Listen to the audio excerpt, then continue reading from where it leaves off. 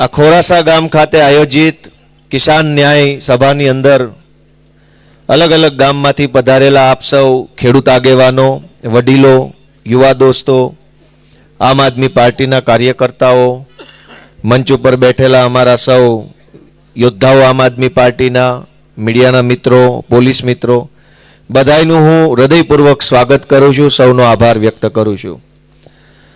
બધા જ મંચ ઉપર બેઠેલા આગેવાન શ્રીઓના નામ લેવાઈ ગયા છે એટલે હું રિપીટેશન કરતો નથી, પણ જેમના માન સન્માનમાં આપણે બધા અહીંયા એકઠા થયા છીએ એવા માનનીય શ્રી પ્રવીણભાઈ ચાવડા સાહેબનું હું આમ આદમી પાર્ટીની અંદર ખૂબ હૃદયપૂર્વક સ્વાગત કરું છું અને એવા જ અડીખમ યોદ્ધા વનરાજભાઈ ચાવડાનું પણ હું આમ આદમી પાર્ટીની અંદર હૃદયપૂર્વક સ્વાગત કરું છું। મિત્રો, આમ આદમી પાર્ટી ગુજરાતની રાજનીતિ બદલવા માટે આગળ વધી રહી છે, પણ આ રાજનીતિ બદલવાની જરૂર કેમ છે? રાજનીતિ શા માટે બદલવી છે? રાજનીતિમાં ખોટું શું થઈ રહ્યું છે? એનો જો દાખલો લેવો હોય, ઉદાહરણ આપવું હોય તો આજે આ સભાના માધ્યમથી આપી શકાય કે પ્રવીણભાઈ ચાવડાની એક હાકલ થઈ, મેસેજ આવ્યો છે, બધાને ખબર પડી છે કે પ્રવીણભાઈ આમ આદમી પાર્ટીમાં જોડાય છે અને ખોરાસા ગામમાં એમના ફેક્ટરી ઉપર સભા રાખી છે। આટલી જ વાત અને આટલો જ મેસેજ સાંભળીને તમે બધા અહીંયા આવ્યા કે ન આવ્યા? એને આબરૂદાર માણા કહેવાય, એને સમાજનો નેતા કહેવાય, એને આગેવાન કહેવાય, જેનો એક મેસેજ પડે ને લોકો હાજર થઈ જાય। ગુજરાતમાં ભાજપની સરકાર છે, મુખ્યમંત્રીની સભામાં પરાણે તાણીને હામ દઈ દઈને સભામાં માણા લાવવું પડે છે। વડાપ્રધાનની સભા હોય, મુખ્યમંત્રીની સભા હોય, કેબિનેટ મંત્રીની સભા હોય, સાંસદ સભ્યોના કાર્યક્રમો હોય, માના હામ ને બાપાના હામ ને તું નહીં આવે તો ગ્રાન્ટ અટવાઈ જશે, કેટલો તો માણસને ભીહમાં લે, કેટલો ડરાવી દબાવીને સભામાં લાવવો પડે છે। એના મુખ્યમંત્રીની સભામાં લોકો જવા તૈયાર નથી, પણ પ્રવીણભાઈ જેવા આબરૂદાર માણસો, આગેવાન ટાઈપના માણસો, સમાજનો હોકારો બનતા હોય એવા માણસોનો એક મેસેજ પડે ને લોકો આવે છે। તો રાજનીતિ શું કામ બદલવી પડે છે કે જે પ્રવીણભાઈ જેવા આગેવાનો છે એનું રાજનીતિમાં હવે કાંઈ ભાજપ વાળાએ વજન ન રહેવા દીધું અને જે અહીંથી ચૂંટાયેલા જિલ્લા પંચાયતના સભ્યો ટાઈપના માણસો છે એ મોટા નેતા બનીને ફરે છે।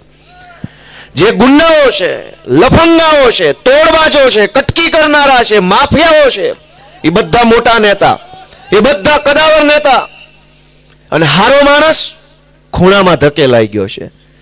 એક જમાનામાં કેવા નેતાઓ હતા કે આમ એનો હોકારો સંભળાતો ઠેઠ કેટલાય જિલ્લા વટી જાય ન્યા સુધી। આ બાજુથી જસુભાઈ બારડ જેવા નેતાઓ હતા, અહીંથી પેતલજી બાપા હતા, આમ આગળ જાવ તો અમારા કેશુ બાપા હતા, એનથી આગળ જાવ તો વિઠ્ઠલભાઈ હતા, આમ આખો પટ્ટો લઈ લો તો કેવા હડીકમ હાવજ જેવા નેતાઓ હતા, ડંકો સંભળાતી ગાંધીનગર સુધી।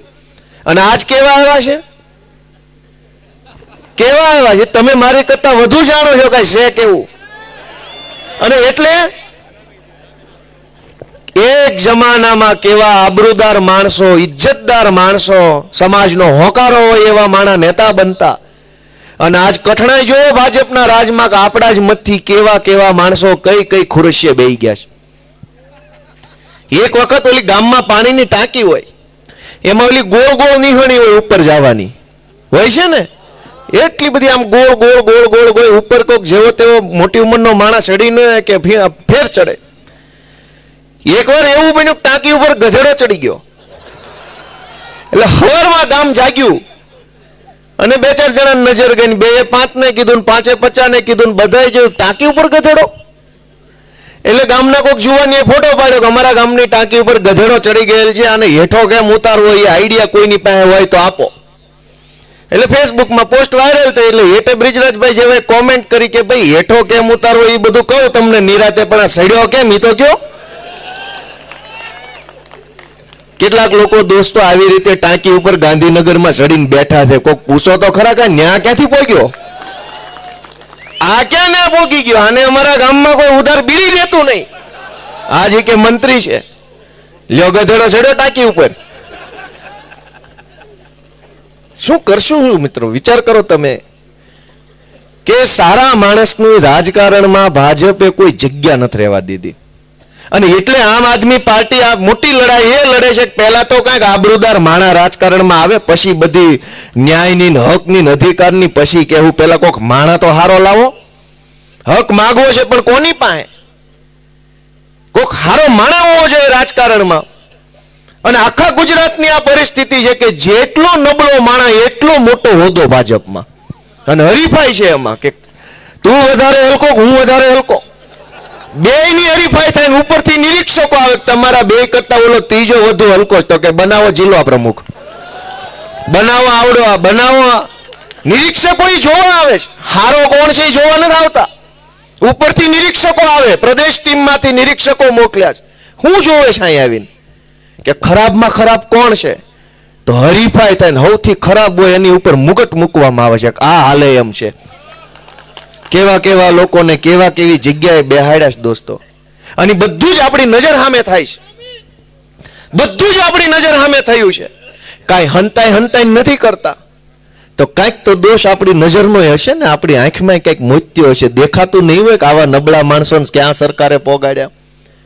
સારા માણસોની કોઈ ઇજ્જત આબરૂ રહી નહીં રાજનીતિમાં. તો પ્રશ્ન જઈને કહેવાનો કોને? આપણે બધાએ આપણા પરિવારનો દાખલો લઈએ કે 20 વર્ષ પહેલા આપણે જે જીવન જીવતા હતા, જે ગરીબી હશે, જે સાધન સગવડ હશે, જે સુખ સુવિધા હશે, એમાં પરિવારના વડીલ જે મોભી માણા હોય ને એને મહેનત કરી, જોખમ લીધું હશે, મહેનત કરી હશે, કેટલી બધી ઉપાધિઓ વરી હશે, અને પોતાના કુટુંબને, પોતાના પરિવારને ગરીબીમાંથી કે અસુવિધામાંથી બહાર લાવવાની કોશિશ કરીને બેઠેલા આપણે બધા જ. ઘરનો એક મોભી માણા જો મહેનત કરે, મજૂરી કરે, સંઘર્ષ કરે, તો 20 વર્ષ પછી એનું કુટુંબને કેટલો ઉપર લઈ આવ્યો હોય. પણ અવડી મોટી સરકાર તરી વર્ષથી મથે છે, નથી માખણ બનતું, નથી સાસ થતી, કે નથી દૂધ ફાટતું, કે હું કરે તરી વર્ષથી એમ નામ. તમે બધા 20 વર્ષ મહેનત કરી તો વિચારો કે 20 વર્ષ પહેલા ખોવડું કેવું હતું ને આજ કેવું છે. 20 વર્ષ પહેલા ફળિયામાં હું હતું ને આજ ફળિયામાં હું છે. 20 વર્ષ પહેલા ચપ્પલ જોડા કેવા હતા ને આજ કેવા છે. હવે આપણે તો આપણી મહેનતે હારા જોડા લેવી તોય ભાજપ વાળા કે જોઈ લો મારા મિત્રો ખેડૂતોના પગમાં, પણ હું જોઈ લઈ તો વળ ખાઈ ખાઈને લીધા છે. તમે હારા બુસ્કોટ પહેરો તો તરત ભાષણ ચાલુ કરે, જોઈ લો મિત્રો મોદીજીના રાજમાં ખેડૂતોના બુસ્કોટ. સહેજ હારું છાપરું બનાવો, હારા જોડા લાવો, હારો બુસ્કોટ પહેરો એટલે તરત ભાષણ ચાલુ કરી દે મોદીજીના રાજમાં લીલા લહેર. કેટલી મજૂરી કરી, કેટલી ટાઈટ ખાધી, કેટલા રાતે પાણી વાળ્યા, કેટલી દવા છાંટી, કેટલા જીવ જંતુ જનાવરનો ત્રાસ સહન કરીને 2 પૈસાનું કંઈક માલ પક્યો અને વેચીને પૈસા બચાવીને ખરીદ્યું છે. એ કઈ સરકારને થોડી ખબર છે? એ નથી જાણતા. તમે વિચાર કરો કે આ પ્રવીણભાઈ બેઠા છે અહીંયા, અને આજે અહીં જોડાય છે ને વખાણ કરવા એવું ન હોય. એનો મેસેજ આવ્યો ને તમે આવી ગયા એટલે એ સર્ટિફિકેટ છે કે સમાજના આબરૂદાર માણસ છે. નગર તો અમારે સરકારી બસો ન મોકવી પડે. જે નેતાની મીટિંગમાં સરકારી બસો ન મૂકવી પડે ને એ નેતા જ સમાજનો સાચો નેતા છે. એ સમાજનો ખભો કહેવાય, વાહો કહેવાય, એ સમાજનું બળ કહેવાય. પણ તમે વિચારો કે આપણી પાસે એટલા બધા પ્રશ્નો છે, સમસ્યાઓ છે, સરકાર સુધી વાત કેમ નથી પહોંચતી આપણી? ઘરમાં છોકરો, આપણા ઘરમાં છોકરો રમતો હોય અને સહેજ એની રમતમાં ફેર પડે, સહેજ અવાજ ઢીલો પડી જાય, સહેજ આંખો ઓછી ખુલતી થઈ જાય, સહેજ ઢીલો પડી જાય ને તો તરત બટા કાંઈ થયું છે એમ પૂછવી કે ન પૂછવી? સહેજ માણસ ઢીલો હોય ને તો ઘરમાં આપણી દીકરી હોય, માં હોય કે આદમી હોય, એના હોકારામાં ફરક પડે ને તો આખું ઘર પૂછે એટલે ભાઈ તું ઠીક તો છો ને, કાંઈ વાંધો તો નથી ને? સહેજ પગ થોડાક ઢીલા પડે, અવાજ ઢીલો પડે, માણા મોળો પડે, રોજ જેટલું બોલતો એને કરતા 4 વેણ ઓછા બોલે ને તો ઘરને ખબર પડી જાય. આખા ગુજરાતના ખેડૂત દુખી છે, ઘરના ડેલે બેઠેલા ગાંધીનગર વાળાને ખબર નહીં પડતી કે આખું ઘર દુખી છે. એક છોકરો બીમાર પડે તો શેરીમાં ખબર પડી જાય છે. અને ગુજરાતના 54 લાખ ખેડૂતો આજ કેટલી બધી સમસ્યાઓ ભોગવી રહ્યા છે. ગાંધીનગરમાં બેઠેલા સુધી સમાચાર નહીં પહોંચતા હોય કે ખેડૂતોને કેટલી સમસ્યા આવે છે. અને ગામમાં કોઈક બીમાર હોય ને તો આખા ગામને ખબર પડી જાય કે રમેશભાઈનો બાબલો બીમાર છે ને ગાંધીનગર દવાખાનામાં રાજકોટ લઈ ગયા છે ને આ સારવાર કરીને ઓલા ડોક્ટર છે ને આટલાને બિલ આવ્યું. ખબર પડી જાય કે નહીં? પડે કે ન પડે? ગામમાં કોઈક બીમાર હોય તો આખા ગામને ખબર પડી જાય. અહીંયા તો હજારો લોકો દુખી છે તો ગાંધીનગર વાળાને નજરમાં કેમ નથી આવતું? કઈ ધૂતરાજ તો નથી બેહી ગયા ને ગાંધીનગરમાં? ધૂતરાષ્ટ્રને કાંઈ દેખાતું નહીં, અને એટલે એનું પતન થયું. એને નજર સામે હાલતો અન્યાય ન દેખાણો, નજર સામે હાલતું શોષણ ન દેખાણું, અને એટલે ધૂતરાષ્ટ્રનો ને એના વંશ વારસોનું નિકંદન નીકળી ગયું. આજે ગાંધીનગરમાં ધૂતરાષ્ટ્રો આવ્યા છે, એને ગુજરાતના ખેડૂતોની પીડા દેખાતી નથી, એટલે હાલ તો ઓલા ધૂતરાષ્ટ્રનો થયો એવું જ આનો હાલ થવાનો છે, એ નક્કી છે દોસ્તો. જેને ગામડાના માણસની પીડા ન દેખાય, જેને ગરીબ માણસનો નિશાસો ન દેખાય, એનું પતન નિશ્ચિત છે, થવું જ જોઈએ. કેમ ન થાય દોસ્તો? આજે આપણે આ ખેડૂત ન્યાય પંચાયતના માધ્યમથી ગુજરાતભરના લોકોને એક વિનંતી કરવા માંગીએ છીએ કે રાજનીતિ બદલો. અમે બધા આવ્યા રાજનીતિમાં, હું કામ આવ્યા ને ક્યાંથી આવ્યા? ગોપાલભાઈ ઇટાલિયા તો પોલીસમાં કોન્સ્ટેબલ હતા, ઓહો વિસલ બિસલ મારીને મજા કરતા હતા. ક્યાં રાજકારણના રવાડે ચડવાની જરૂર હતી? અમારા ખાનદાનમાં કોઈ રાજકારણમાં નથી. હું તો પાર્ટીમાં આવ્યો તેથી ખબર નહોતી પડતી પાર્ટીમાં હોદ્દા કેટલા હોય, નાની ટિકિટો કોને દેવાની હોય, કોઈ ખબર પડતી નહોતી. પણ દાજાતા એટલું બધું રાજકારણિયાથી કે નક્કી કર્યું કે હવે અહીંયા જ જવું છે, આ હું છે એ જોઈ લઈએ આપણે. તે મિત્રો, ગામડાનો માણસ દુઃખી છે આજ, અને એના દુઃખની વાત ગાંધીનગર સુધી પહોંચતી નથી. વિસાવદરની જનતાએ મને ધારાસભ્ય બનાવ્યો, પછી હું ગાંધીનગરના આટા ફેરા મારા વધ્યા છે. મને એમ હતું કે ભાઈ અહીંથી હું ગામડામાંથી લોકો પાસેથી બધી વાત જાણી જાણીને, મુદ્દાઓ લઈ લઈને, લખી લખીને ગાંધીનગર જઈને કઈશ, સરકારને રજૂઆત કરીશ કે ગામડામાં આમ છે, તેમ છે, આ પ્રશ્ન છે. ગાંધીનગર ગયો તા જોયું કે અહીંયા કઈ સરકાર બરકાર જેવું છે જ નહીં, ખાલી સર્કસ હાલે છે. હાવ કોઈ સરકાર જ નથી, અને સર્કસ છે. રજૂઆત કોને કરો? તમે એમ કહો ગોપાલભાઈ જાઓ, તમે કહો ગાંધીનગર સરકારને રજૂઆત કરો કે આ ટેકાના ભાવે ખરીદી આલે છે, એમાં ખેડૂતોને અન્યાય થાય છે. ધારો કે જાય રજૂઆત કરવા, તો ન્યા સર્કસ છે. તમે જે કૃષિ મંત્રીને રજૂઆત કરીને આવો ગાંધીનગરથી અહીંયા તમે વંથલી પોગો, ત્યાં ન્યા કૃષિ મંત્રી બદલાઈ જાય, મંત્રીમંડળમાં ફેરફાર. વળી તમને એમ થાય નવો આવ્યો એને કઈ આવું, વળી પાછા જઈને કઈ ના હોતા નવો મંત્રી. આમાં હું કેવું, કોને કેવું? અને પરિસ્થિતિ નેતાની જોવો, નેતાની પોતાને કઈક વટ તો હોય કે ન હોય? કોઈ માણસને કઈક વટ જેવું તો હોવું જોઈએ કે નહીં? જેનામાં પોતાનામાં વટ ન હોય એ માણાના ગાડે બેહીને આપણે ન ઊંડા ખાડામાં પડીએ. આ દરેક મંત્રીને ગમે ત્યારે રાતમાં દિલ્હી ચિઠ્ઠી આવે કે હાલો નીકળો, એ કઈ પૂછતોય નથી હું કામ, પણ અમારો હું વાંક છે, કહેવા જેવાય નથી રહ્યા, બોલવા જેવા નથી રહ્યા. અને એવા મંત્રી બનીને બેઠા છે જે એટલું કઈ નથી એકતા, કાઢો છો હું કામ? ગામમાં કોક તું કહી જાય ને તો 3 પેઢી સુધીનું બાંધણું ઊભું રહે કે આના દાદા તું કહી ગયા મારા દાદાને. એટલે અમારે ડખો છે ને ગમે એ ચૂંટણીમાં ડખો હામો આવે, દરેક ચૂંટણીમાં એ તું કહી ગયા. એટલો તો વટવાળા આપણે માણસો ગણાઈએ કે વગર વાંકનું કોઈ મને કઈ કઈ ન જાવ, વાંકમાં બે લાફા મારી લેજે, પણ વગર વાંકનું તું નહીં સાંભળવામાં આવે. એવો વટ તો ખરો ને આપણો કાઠિયાવાડનો. હવે કેવા મંત્રી બન્યા છે? સંગીત ખુરશીની રમતની જેમ સંગીત ખુરશી હાલે, દિલ્હીથી ઓલું ડુક ડુક ડુક ડુક ડુક ડુક કરે એટલે ગોળ ગોળ ફરવાનું સંગીત ખુરશીની. એકેય મંત્રીની હિંમત નથી કે એમ પૂછે કાકા મને કાઢો છો હું કામ? હવે જે એટલું ન બોલીએ કે એ આપણી હાટું હું બોલે, એની હાટું નથી બોલી એકતા, એવા તો મંત્રી બનાવ્યા છે. પણ દોસ્તો, આ બધી જ પીડાનો જવાબ હું, રસ્તો શું? એક જ રસ્તો છે કે રાજનીતિમાં બદલાવ આવે, સારા માણસોને મત આપો, આબરૂદાર માણસોને મત આપો. સમાજમાંથી આવતા માણસ હોય, જે ઇજ્જતદાર માણસ હોય, એને મત આપીને જ્યારે તમે નેતા બનાવવાનું ચાલુ કરશો ત્યારે અડધા પ્રશ્નો આપમેળે ઓછા થઈ ગયા હશે. આપણા જૂના જમાનાની પ્રથા હતી, ગુલામ ડેલે એક ભાભો બેઠો હોય, આપણા ગઢા બાબલા હોય એ ડેલે બેહે, અથવા ગામના સોરે બેહે, પાદરે બેહે. એક હારો વજનદાર ભાભો, અમારી બાજુ ભાભો બોલે એટલે એવું ન લાગતા પાછા ભાભો કેમ કે, એક વજનદાર ભાભો જો ડેલીએ બેઠો હોય ને તો એ ડેલીની અંદર કોઈ દુઃખ ન આવે, નબળી વાત ન હોય, નબળું વેણ ન હોય, નબળો વિચાર ન હોય, નબળો દિવસ ન આવવા દે, કેમ કે ડેલે એક અડીખમ ભાભો બેઠો હોય.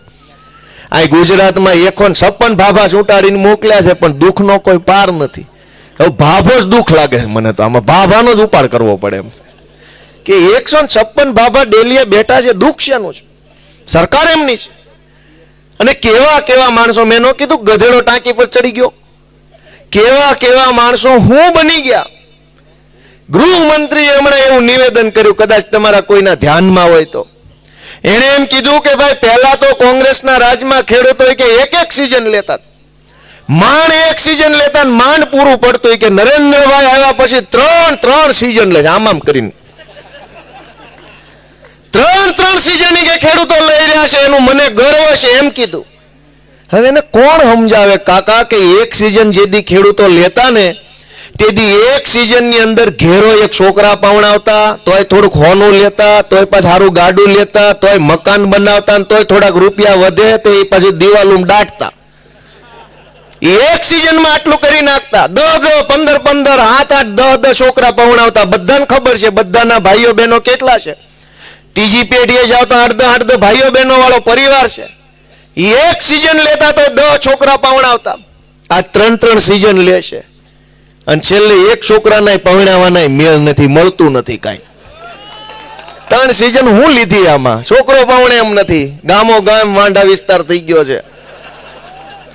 ભલે આપણે દાંત કાઢીએ પણ વાત વ્યવહારિક છે કે નહીં મારી?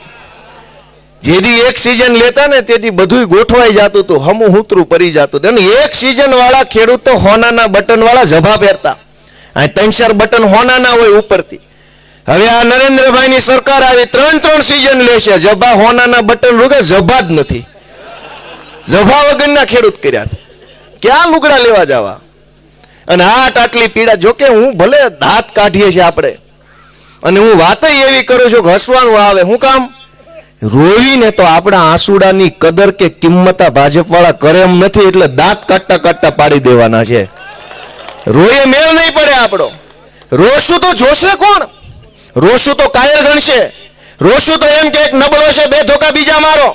રોવું નથી, પણ દાંત કાઢતા કાઢતા કાઢતા નીકળો. હાવણો કાઢો અને દાંત કાઢતા. ખબર ન પડવી જોઈએ કે હું થઈ ગયું. વિસાવદરમાં કેવું થયું? દાંત કાઢતા કાઢતા વિદાય આપી, હસતા મોઢે વિદાય. કે છે ને હસતા મોઢે, રોતા નહીં પ્લીઝ. આપીને વિદાય હસતા મોઢે. હસતા મોઢે વિદાય આપવા માટે આપણે બધા તૈયાર થવાનું છે મિત્રો. દોસ્તો, મારે તમને એ વિનંતી કરવી છે કે આપણા બધાની પીડા ઘણી બધી છે, પણ વાત ઉપર પોકતી નથી. મેં તમને હમણાં કીધું, ગામમાં કોઈક માંદું પડે તો આખા ગામને ખબર પડી જાય, તો આખો ગુજરાતના ગામડા માંદા પડ્યા એના સમાચાર નહીં ઉપર પોકતા હોય. સૌથી મોટી જો સમસ્યા જે ઉપર પોકતી નથી, આ દર વાવણી ટાણે ખાતરની ઉપાધિ આવે છે. ખાતર ઘટે જ કરે, જેથી તમારે જોતો હોય તેથી જ ન હોય. દર વખતે ખાતર ઘટે જ. કોઈ દી એવું થયું દારૂ ઘટ્યું 31 ઉપર?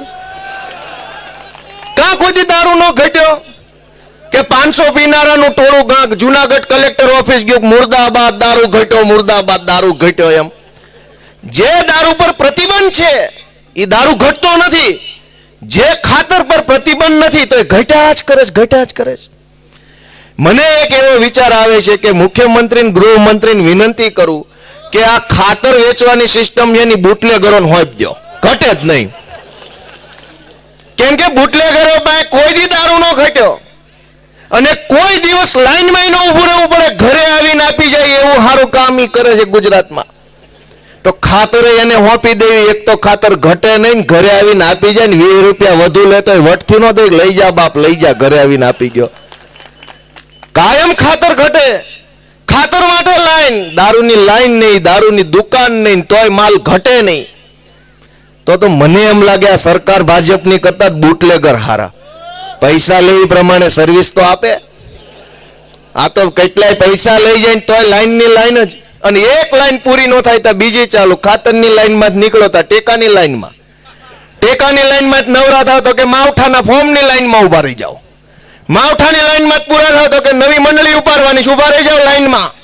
મંડળી ઉપાડી લો તો પાછું નવા ખાતરની લાઈનમાં લ્યો. લાઈનમાં અડધાના તો વાળ ધોળા થઈ ગયા. પણ આ પીડા કેમ ગાંધીનગર નથી પોકતી? ગામના સરપંચ છૂટ્યા છે, એની ઉપર તાલુકા સભ્ય છે, એની ઉપર જિલ્લા સભ્ય છે, એની ઉપર ધારાસભ્ય છે, એની ઉપર સાંસદ સભ્ય છે, એની ઉપર મંત્રી છે, એની ઉપર મુખ્યમંત્રી છે. કેવડી મોટી લાઈન બનાવીશ.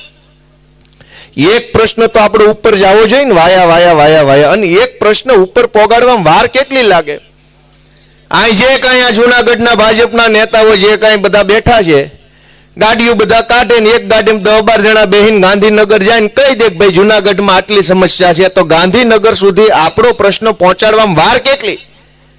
300 કિલોમીટર કાપતા વાર લાગે એટલી. તો એ તરી વર્ષથી આપણી વાત કાં ગાંધીનગર નથી પહોંચતી? મને એમ લાગે છે કે કાં કોઈ કહેવા વાળો નહીં હોય ગાંધીનગરની અંદર, અને કાં ગાંધીનગરમાં કોઈ સાંભળવા વાળો નહીં હોય કહેનારા હશે. તો બેમાંથી એક સમસ્યા હશે, નહીતર આપણો પ્રશ્ન ત્યાં ન પહોંચે. અને હું કામ ન પહોંચે? અને આજ ખેડૂત કેટલી વસ્તુમાં પરેશાન છે, પણ ટીવીમાં શું આવે?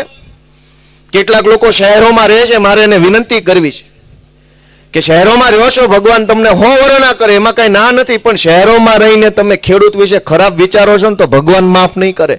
ઉગાડ પગાના નિહાકા ન લેવાય. અહીં કેમ પૂરું કરે છે તો ખેડૂત જાણે છે. શહેરમાં જન્મે શહેરમાં મોટા થાય એને તો એમ જ લાગે છે કે ખેડૂતોને લોન સરકાર આપે ખેતી કરવા, માલ પાકે તો ટેકાના ભાવે લઈ લે, ખાતરમાં સબસિડી, ટ્રેક્ટરમાં સબસિડી, આ તો બધા મોજે મોજ કરે છે. તો આ મોજ કરવા લે, બધાને એવું શીખવાડે છે. ટીવીમાં એવું આવે કે આને તો બધું સબસિડી વાળું જીવન છે. તારી સબસિડી ટેકે રહ્યા હોત ને તો લુગડાઈ ન વધ્યા હોત. આ તો મહેનત કરી એટલે અહીં પહોંચ્યા છે. ટ્રેક્ટરો છે, કોકની પાસે સાયકલ છે, કોકની પાસે ગાડીઓ છે, પણ શહેરમાં એવું માહોલ બનાવે. અને એટલે શહેરમાં કાયમ કે ભાઈ આ તો ખેડૂતો છે, આને તો બધું સરકાર અમારા ટેક્સના પૈસા આને જ આપી દેશે. એવું નથી મારા ભાઈ. એ તો જાવ એક દી રાતે બત્તી લઈને પાણી વાળવાનું, હવે હમણાં આવશે ને જોઈ જોજે ઉભા રહ્યો તો સીધા ટાંટિયા ધ્રુજા વગર. દીપડા આવે, હવજ આવે, વીસી આવે, સાપ આવે, નીલગાય આવીને ખાઈ જાય, થોડુંક ભૂંજરા ખોતરી જાય, છેલ્લે કોક કરદો કરી જાય, કોક ટેકામ લઈ જાય, કાંઈક છેલ્લે વધે તાર ખેડૂતના ઘરમાં આવે. પણ એ વાતની ચિંતા ગાંધીનગરમાં નથી. અને ગાંધીનગરમાં કેમ નથી? દરેક મુદ્દો ગાંધીનગરમાં હોવો જોઈએ, પણ કેમ નથી? માણા જેવા હારા ચૂંટાઈ ગયા છે આપણા મતથી, મુદ્દો ગાંધીનગરમાં થોડો હોય. કોક પ્રવીણભાઈ જેવો માણા, કોક ભાઈ વનરાજભાઈ જેવો માણા, કોક હેમંતભાઈ જેવો માણા, કોક ઈશુદાનભાઈ જેવો લાગણીશીલ માણા ચૂંટણી જીતે તો એની પાસે આશા રાખી શકે કે બાપ તું તો ઘરનો છો, તું કરીશ, અમને ભરોસો છે ને, તું જા કહીને કે. હવે આ તો કેવા ચૂંટાઈ ગયા, એને કહેવા ન જવાય, મોઢા તોડી લે આપડા. અને બધાને અનુભવ છે જુનાગઢના ભાજપના નેતાની તો ઓફિસે મળવા ન જવાય, નકર હારા પાસે હુંય કરે. દોસ્તો, મારે તમને એટલી જ વિનંતી છે બધાને, આ ટીવી કેમેરાના માધ્યમથી જે લોકો જોવે છે એને, કે જરાક આપણે આપણો આત્મા જગાડવો પડશે. અગર બધું જ જગ્યાએ કંઈક અન્યાય અત્યાચાર થઈ રહ્યો છે તો એક બટન દાબવા પૂરતી ભૂલ આપણી ગણવાની કે નહીં ગણવાની? ભાઈ ઈ ખોટા છે તો એને બટન કોને દાબી ગયું?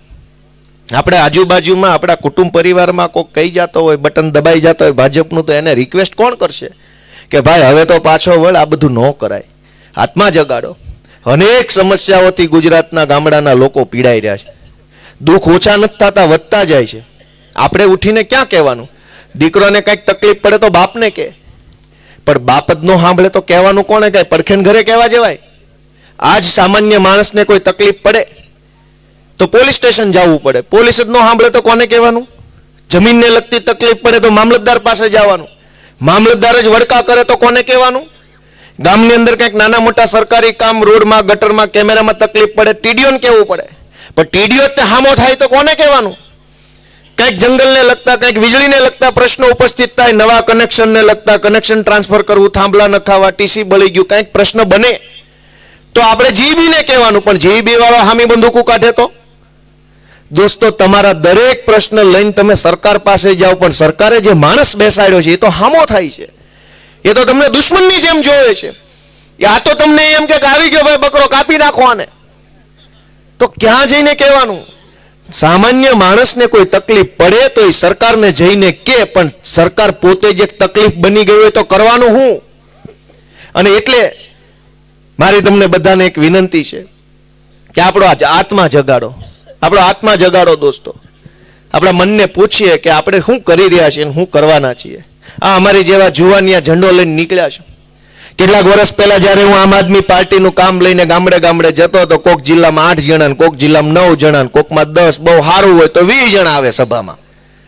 અને તે દિવસે મેં એવી ચર્ચા કરતા, ગુજરાતમાં સરકાર બનાવશું ને લોકોને સુખી થાય એવું શાસન આપશું ને ખેડૂતો માટે આવું કરશું, યુવાનો માટે આમ કરશું, શહેરો માટે આમ કરશું. તો કેટલાય લોકો દાંત કાઢતા કે ભાઈ હવે સોંટ્યા છો એક ધારા જાવ હાલો અહીંથી વૈયા જાવ, મારા હોટલે નો બેહતા. તેથી કોઈને ભરોસો નહોતો કે આ છોકરાઓ કંઈક કરશે. કેટલાક લોકોને આજે ભરોસો નથી કે આ છોકરા કંઈક કરશે, પણ અમને પૂરો ભરોસો અમારી નિયત ઉપર અને નિષ્ઠા ઉપર છે કે અમારી નિયત સાચી છે તો 1000 હાથ વાળો અમારું પાર પાડશે. નહીતર આ વિસાવદરની ચૂંટણીમાં ક્યાં ભાજપ ને ક્યાં અમે, એની પાસે કેવડી શક્તિ. આખા કાઠિયાવાડના બુટલેગરો ભાજપનો પ્રચાર કરતા. તમામ જે ખનીજ માફિયાઓ, ચોર ચપાટાઓ, લુચ્ચા લફંગાઓ બધાને ફોન આવી ગયા હતા કે ભાઈ ચાલુ રાખવાનું છે 2 નંબરનું તો જાવ વિસાવદર, નહીતર બંધ કરાવી દઈશું તમારું દારૂનું સ્ટેન્ડ ને ડ્રગ્સનું, રેતીનું, ખનીજનું બધું બંધ કરાવી દેવું. બધા વિસાવદર આવ્યા, સરકારી તંત્ર લાગી ગયેલું. પણ જીત શેના કારણે મળી? એની પાસે લાવ લશ્કર છે, એની પાસે સત્તા છે, તાકાત છે. અમારી પાસે એવું કાંઈ નહોતું. અમારી પાસે ખાચી દાનત હતી અને 1000 હાથ વાળા કાળિયા ઠાકરનું નામ લઈને ઉતરી ગયા કે ભાઈ દાનત સાચી છે તો હોડકું પોગાડ્યું પાર. નહીતર એની પાસે જે છે એવું ભેગું કરવા જાવી તો પેઢીઓ વહી જાય એમ છે. પણ આ લડાઈ જે છે ને એ બદ દાનત અને સારી દાનત વચ્ચેની લડાઈ છે.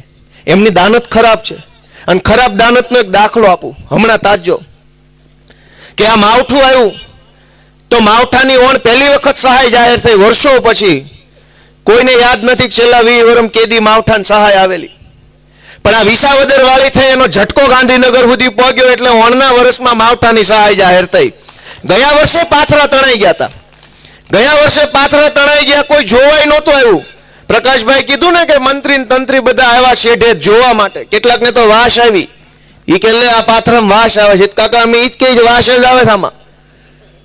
પણ કેટલી બદદાનત છે સરકારને એ જોવો કે માવઠાની સહાય જાહેર કરી અને એવડી જાહેરાત કરી કે જાણે હવે બધા ખેડૂતોના ફળિયા મેં કે હેલિકોપ્ટર આવી જાય એવડું કંઈક આપવાના છે કે 10,000 કરોડ કીધું. ભાઈ આ કંઈક હારા લુગડા પહેરીને આવ્યો તારું. એવી જાહેરાતો ચાલુ કરી 10,000 કરોડની કે સહાય આપવામાં આવશે. પણ ચોરી ક્યાં કરી કે ઓલા જે ફોર્મ ભરવા માણસો બેહાડ્યા ને આખા ગુજરાતમાં એને ફોન કરીને કહેવામાં આવ્યું હતું કે ઓછો આંકડો નાખજે ફોર્મમાં. એટલે અનેક ખેડૂતોને એવું થયું છે નુકસાની 2 હેક્ટરમાં ગઈ હોય અને સહાયના ફોર્મમાં 25 ગુઠાન 10 ગુઠાન 8 ગુઠાન એવું થયું છે. અમનભાઈ સાચી વાત છે? થયું છે તમારા વિસ્તારમાં? અનેક ખેડૂતોના ખોટા ફોર્મ ભરી દીધા. સરકારી માણસોને કઈ કઈને ઓછા ફોર્મ ભર્યા. 10 વીઘામાં નુકસાન થયું હોય અને લખ્યા 2 વીઘા. ભાઈ વરસાદ જ પડ્યો છે, માવઠું જ આવ્યું છે, નુકસાન જ ગયું છે, 2 વીઘામાં કેમ ગયું? 10 વીઘામાં ન પડ્યો વરસાદ. પણ જેને આપણે ત્યાં કહેવત છે ને બાપના પેટ પડીને કામ કર્યું ન હોય ને કરી ન શકે. આ સરકાર ચોર સરકાર છે. ભાજપના માણસો ચોરી કરે છે, બધાના જ છે. એ સારું કામ નથી કરી શકતા એટલે માવઠામાં ચોરી કરી. અનેક ખેડૂતો મને કાલે મળ્યા કે વીસી થી ભૂલ થઈ ગઈ છે ફોર્મ ભરવામાં. એટલે પહેલા મને એક ખેડૂત મળ્યા તો મને એમ લાગ્યું કદાચ ભૂલ થઈ ગઈ છે. બીજા મળ્યા, ત્રીજા મળ્યા, 8મા મળ્યા, 10મા મળ્યા. દરેક ખેડૂતને એવું સમજાવવામાં આવ્યું ગામમાંથી સરકારી માણસો દ્વારા કે વીસી થી આંકડો નાખવામાં ભૂલ થઈ ગઈ છે. 3 હેક્ટર 4 હેક્ટર અને પાછળ લખ્યો 4.208 તો 0.208 નાખી દીધું વળતરના ખાનામાં. 1માં ભૂલ થાય, 2માં ભૂલ થાય, 25માં ભૂલ થાય, 50માં ભૂલ થાય. અને ઉત્તર ગુજરાતમાં એવું સામે આવ્યું, મહેસાણામાં એવું સામે આવ્યું કે 10,000 કરોડનું જાહેર તો કર્યું પણ આંકડો ઓછો ભરજો એવી સૂચના સરકારી માણસોને આપી. એટલે ખેડૂત તો ભોળા હોય અને એ ભોળા માણસોએ ઓલું કાગળ આપ્યું લઈને વૈયા ગયા. જેથી ખાતામાં ઓછા આવ્યા તેથી ખબર પડી કે ઓછા આવ્યા તો પંચાયતે પૂછવા ગયા કેમ ઓછા આવ્યા તો કે ભૂલથી ઓછો આંકડો નખાઈ ગયો. તો આખા ગુજરાતમાં ઓછો નખાઈ ગયો. એટલે જે મેં તમને કીધું એમ કે આ લડાઈ હારી દાનત વાળા અને ખરાબ દાનત વાળાની વચ્ચે છે.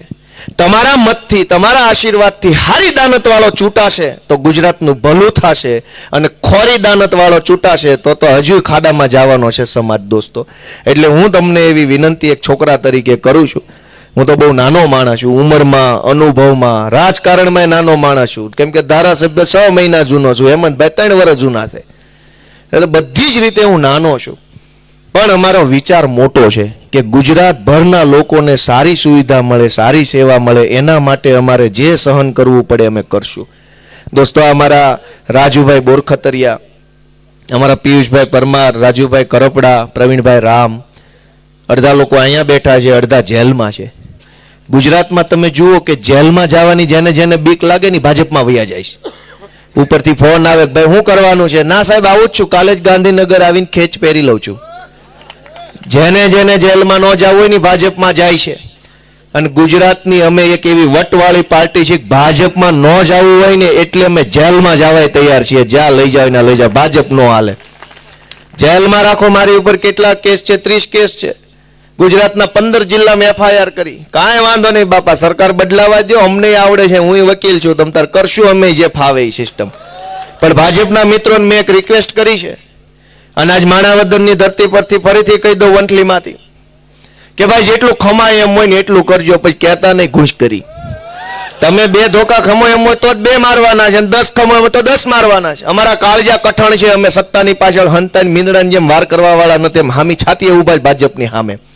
તમારી દેશમાં સરકાર, રાજ્યમાં સરકાર, તાલુકામાં સરકાર, જિલ્લામાં સરકાર, તો હામી છાતીએ ઉભા છે. એ અમારી કલેજાની કઠણ છે, અમારું કલેજો છે એ કઠણ છે. પણ તમે આટલું ખમી શકો એમ છો? અમે 15 જિલ્લાની જેલમાં રહ્યા છીએ, પણ તમે 2 કલાક લોકઅપમાં બેહી શકો એમ તો જ વધારે વાયડાઈ કરજો. સમય બદલાઈ રહ્યો છે, અને જે દિવસે આના જ જમાદારોને ફોન કરશું 4 કલાક ખૂણામાં બેહાર છે ને તો રોતા નહીં આવડે કે ન તો આ કરવાનું ભૂલ થઈ ગઈ વગેરે વગેરે. અમે તો કેટલું સહન કરીને બેઠા છે. અને સહન કોના માટે કર્યું? લોકોનું ભલું થાય, સમાજનું સારું થાય, હારા માણસના હાથમાં નેતૃત્વ આવે, લાગણીશીલ માણસ હોય, સંવેદનશીલ હોય, સમાજનું કંઈક સાંભળે, કોકને કંઈક માન આપે, કોકની કંઈક વાતને જુએ, એવા માણસના હાથમાં નેતૃત્વ આવે એની કોશિશ અમારા અરવિંદ કેજરીવાલજી કરી રહ્યા. દોસ્તો, ઈશુદાનભાઈ ગઢવી એવી કોશિશ કરી રહ્યા કે આપણે બધા સહિયારો પ્રયત્ન કરીએ અને હારા માણસના, આબરૂદાર માણસના હાથમાં નેતૃત્વ આવે એવું કામ અમે કરવા જઈ રહ્યા છીએ. એટલે દોસ્તો, તમારા બધાના આશીર્વાદ અમને મળે એવી હું આશા રાખું છું. ફરી એક વખત પ્રવીણભાઈ અને વનરાજભાઈને હું આમ આદમી પાર્ટીમાં સ્વાગત કરતા ખૂબ હરખ અનુભવું છું, ખૂબ ગર્વ અનુભવું છું. આમ તો અમારી પાર્ટીમાં જુવાનિયા જાજા છે, બિન અનુભવી ગણાય. પ્રવીણભાઈ તો અનુભવી છે 2 પેઢીથી. આ અમારા રાજુભાઈ બોરખતરિયા, પિયુષભાઈ, રાજુભાઈ કરપડા, હું, આ બધા જુવાનિયા છે 40 થી અંદર વાળા, 35-36 ની ઉંમર વાળા અમે બધા છે. અમારી પાસે અનુભવ ઘટે છે, એ આજ વંથલીથી પ્રવીણભાઈના માધ્યમમાં અનુભવ આવી ગયો. એ અનુભવીને અમે જુવાનિયા, એ દિશા બતાવશે ને અમે દોડ્યા કરશું. ઝીકો ભાઈ ઝીકો, તમતારે જુવાન માણસમાં જોર જાજુ હોય, ઉંમરવાળા માણસમાં અનુભવ જાજો હોય. હવે અમારે 2 વકલ આવી ગઈ છે, એટલે હવે ઉપાધિ નથી. તાલુકા જિલ્લા પંચાયતની ચૂંટણીમાં મને એમ લાગે છે કે ધાર્યા બહારનું કાંઈક સારું પરિણામ જુનાગઢ આખા જિલ્લામાં આવવાનું છે. એટલે વનરાજભાઈ, પ્રવીણભાઈ, એમનો પરિવાર, કેમ કે પરિવાર આપણને સપોર્ટ કરે એ બહુ મોટી બાબત છે. રાજકારણમાં ઘણી વખત પરિવાર જ પહેલા તેમ કે ભાઈ રહેવા દે ને, એ બધું ન કરાય, બરાબર છે જે છે એ. પણ પરિવારને હું ધન્યવાદ આપીશ, એમનો હું આભાર વ્યક્ત, કેમ કે સંઘર્ષ કરવો અમને ખબર છે કે સત્તાની સામે પડવું ને એ બહુ અઘરી બાબત છે. સત્તાના ખોળામાં બેહીને ઘોરીક્યું કરવી ગમે ને, એ તો બહુ મીંદડાનું કામ છે. એ તો ગમે એ માણા કરીએ કે ભાજપમાં જોડાય હાવ હાવ કર્યા કરી, કાંઈ બહુ મજાની વાત નથી. પણ ભાજપની સામે એક આંકલો મારી લો ને એ મજાની વાત છે. પણ એની અંદર પરિવારે વિચારતો હોય કે ભાઈ તું શું કામ આટલું જોખમ લે, તારે શું લેવા દે, બધા કોઈ નથી પડીને તું એક જ કેમ? પણ એ મુશ્કેલ જ્યારે નિર્ણય લેવાનો હોય કે આ પાર્ટીમાં રહેવું, ઓલી પાર્ટીમાં રહેવું, આ કામ કરવું, ઓલું કામ કરવું, ત્યારે પરિવારનો નિર્ણય બહુ મહત્વનો હોય. મને એવું લાગે છે કે વનરાજભાઈ, પ્રવીણભાઈના પરિવારના સભ્યો હશે, પુરુષ સભ્યો, મહિલા સભ્યો, બધા એમને ટેકો આપ્યો હશે, અને ત્યારે જ આટલો સરસ કામ એ આગળ વધી શક્યા છે. પરિવારનો આભાર. આપ બધા આવ્યા, આટલી મોટી સંખ્યામાં યુવાનો, વડીલો, એ બધાનો પણ હૃદયપૂર્વક આભાર માનું છું. સૌને મારા પ્રણામ. જય શ્રી કૃષ્ણ.